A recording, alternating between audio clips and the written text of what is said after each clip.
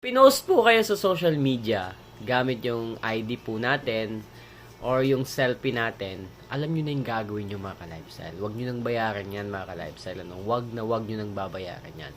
So hello, what's up mga ka-lifestyle? Magandang araw sa ating lahat. Welcome back again po sa ating channel, Marky Lifestyle. So for today's video, let's talk about online leading application.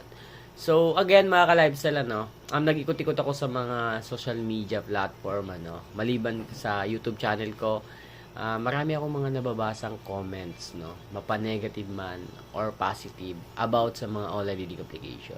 Meron akong mga napapanood na mga lawyer na nagpipiling magaling po talaga, na against po ako doon kasi yung iba po dinadown palalo yung mga biktima ng online leading application. Meron din namang iilan-ilan na sumasang-ayon sa mga biktima ng online leading application. Pero karamihan po talaga, kumbaga, dinadown po talaga. Meron din mga politiko, kung mapapansin nyo, mapapanood nyo, na dinadown din po yung mga biktima. Kumbaga, sa tono ng kanilang pananalita, sa kanilang mga statement, kumbaga, wala.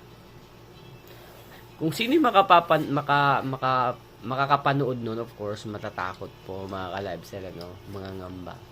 Pero ako na po yung nagsasabi sa inyo mga ka-lifestyle, as a borrower po talaga, kahit pa paano, meron po tayong karapatan, Hindi porket hindi na tayo nakakabayad sa kanila, gaganunin nila tayo, tatapak-tapakan na nila yung pagkatao dati, through pamamahiya, through posting, through posting our videos or our selfie, our ID photos doon sa Facebook o kahit sa mga social media yan, Again, pag ganun po yung nangyari sa inyo, na-post na po kayo, wag nyo nang bayaran yan mga ka-lifestyle. Mag-change SIM card kayo or mag-deactivate kayo kagad ng na Facebook. In that way, makakarma po sila sa ginagawa nila, Kulang pa po yung pamamahiya nila sa utang natin sa kanila, As a matter of fact, mga ka-lifestyle, yung mga ganung klaseng gawain is may karapatang parusa po yan, Whether they like it or not, pag tayo na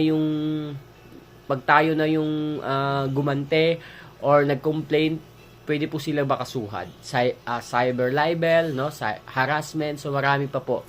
Yung mga ganung klaseng gawain mga ka-lifestyle, hindi po sila natatakot kasi gaya nga ng sabi ko dati, hindi po malocate yung kanila location, Palipat-lipat po yung company ng mga online leading application. Gawa na rin siguro ng, yun na nga, napakaraming complaints ang mga yan. Kaya, the sooner the later mga ka-lifestyle, I know, yung ibang online leading application na napakaraming complaint is mabibisita po yan ng PAOK or ng NBI, or ma-raid po yan eventually.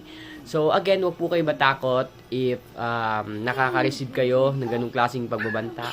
Kasi karamihan po sa atin ngayon, mga ka-lifestyle, sinesend back sa atin yung mga IDs natin na ginamit sa pag-apply natin, or yung mga selfie photos natin, sinesend back sa atin through messenger ng mga online agent.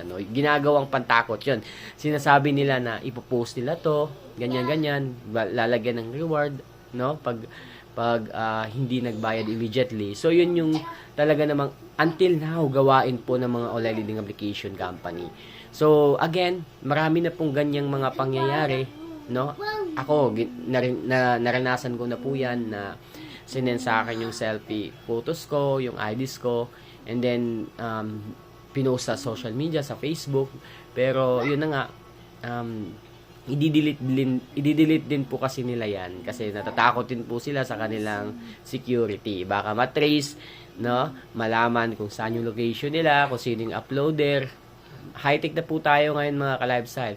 So kaya napapansin ko ngayon, nowadays napapansin ko, hindi na gaanong ginagamit yung mga IDs natin pag-apply sa mga OLA. Hindi na ginagamit nila sa pagpo-post pamamaya. Sabihin na sa buy and sell group ay post doon, maglalagay ng reward. So hindi na po masyadong nangyayari yung mga ganong klaseng tactics. Kasi nga, gaya ng sabi ko dati, natatakot din sila sa kanilang security, no?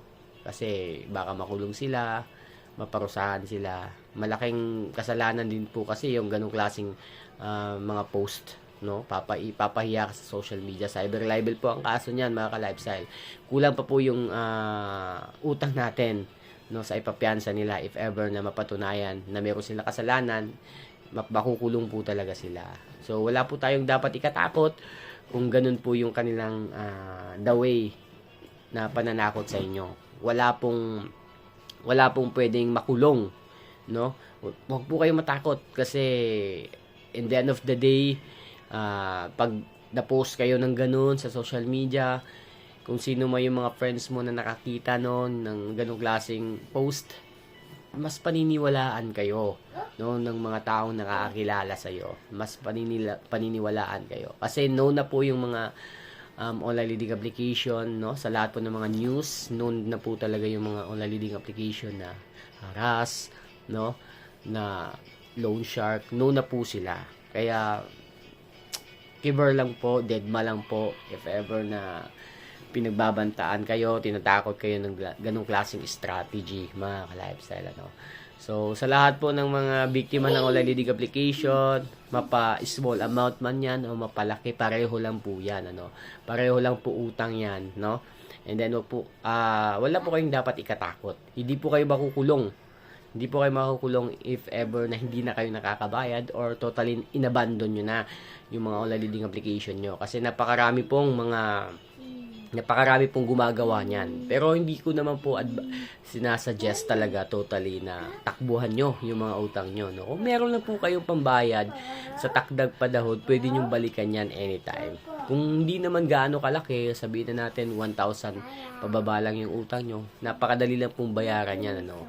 Ang gawin nyo na lang po, wag na lang po kayong mag-loan again sa ibang online leading application para hindi na lumobo or dumami yung mga online leading application nyo. Kasi napakasakit po talaga sa ulo, no? Napakasakit po talaga sa ulo once na nagka-problema tayo, once na nag-due tayo, once na hindi tayo nakapagbayad sa mga online leading application. Yun po talaga yung katotohanan, mga ka-lifestyle.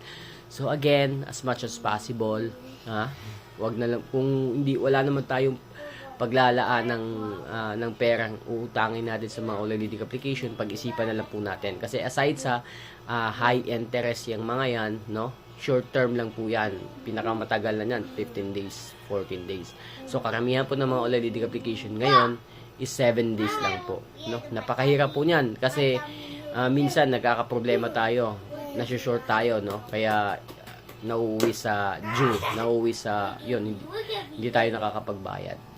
So, yun lang, mga ka-lifestyle, laban lang po tayo, mga ka-lifestyle. Nandito lang po ako para i-share sa inyo yung mga latest updates every now and then na nare-research ko about sa online leading application. So, yun lang, mga ka-lifestyle.